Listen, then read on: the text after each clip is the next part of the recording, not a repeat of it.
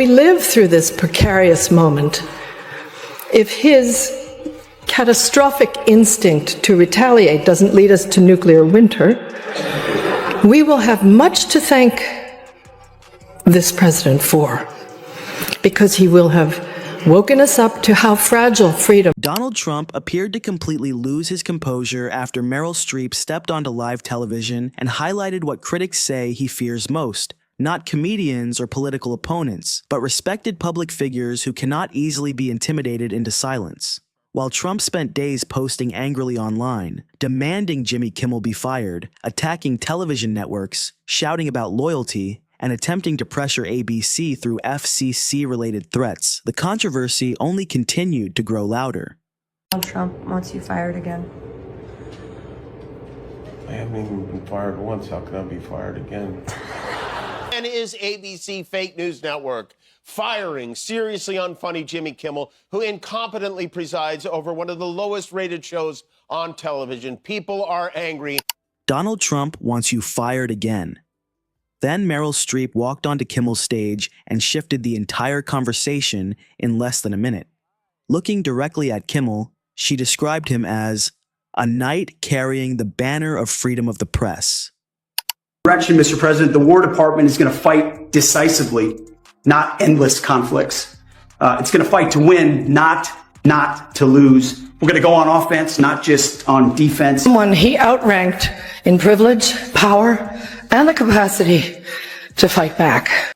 In that moment, Trump's public outrage no longer looked powerful or confident. It began to look defensive, even panicked. Streep made it clear she was no longer interested in staying quietly on the defensive.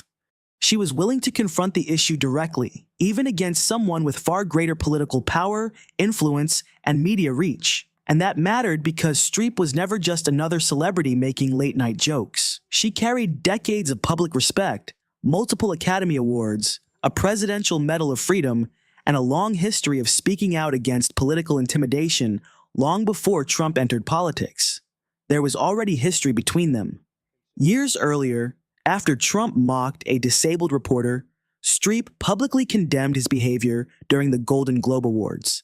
But there was one performance this year that stunned me. It sank its hooks in my heart.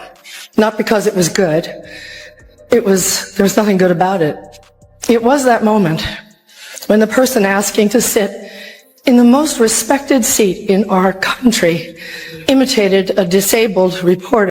Trump responded by lashing out online, calling her overrated and accusing her of political bias. And now, years later, the pattern appeared unchanged.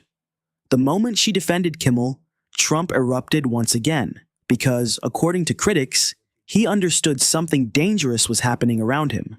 More public figures were no longer afraid to challenge him openly. George Clooney defended Kimmel as well. Even some conservative commentators began criticizing Trump's repeated attacks on comedians and journalists. Meanwhile, Trump appeared publicly near the Lincoln Memorial, arguing with reporters, praising lavish gold-plated ballroom projects, complaining about gas prices Americans still felt were too high, issuing aggressive threats toward Iran, and behaving less like a disciplined leader and more like someone struggling to control the moment unfolding around him. That contrast was exactly why Streep's comments resonated so strongly. She remained calm while Trump appeared furious. She spoke about freedom of the press while he attacked journalists. She defended comedy and open criticism while he demanded consequences for people who mocked him publicly. Beneath all of it was a deeper issue Trump seemed unable to hide: the fear that late-night television, Hollywood, independent media, and broader public opinion were steadily moving beyond his influence. At the same time, his administration faced criticism over war rhetoric, economic pressure, hostility toward the press, and growing accusations of authoritarian behavior.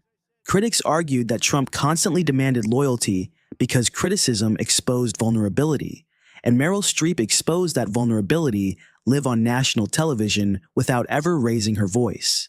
That was why the moment exploded online. It was never really just about Jimmy Kimmel. It became a larger statement about why comedians, journalists, and independent voices matter, especially when powerful leaders appear eager to control or silence them. Trump tried to project dominance, but every angry post, every rant demanding hosts be fired, and every public attack on reporters only reinforced Streep's point further. People who feel secure do not spend every day trying to silence jokes. They do not obsess over comedians or threaten networks because a late-night host mocked them.